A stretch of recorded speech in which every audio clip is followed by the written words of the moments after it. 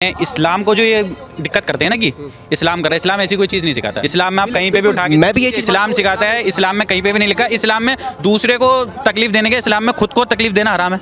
चल झूठा। अगर इसका इस्लाम से लेना देना नहीं है तो जितने भी आतंकवादी आते हैं ठीक है, उनको कब्र में जगह ना मिले, उनके लिए फतिया ना पड़ा जाए और उनको जला दिया जाए सूअरों के साथ में। बोलो अग्री करोगे क्या? उनकी मैयतों में 4-4 लाख लोग खड़े ना हो, मैं नहीं करूँगा। तो फिर इसका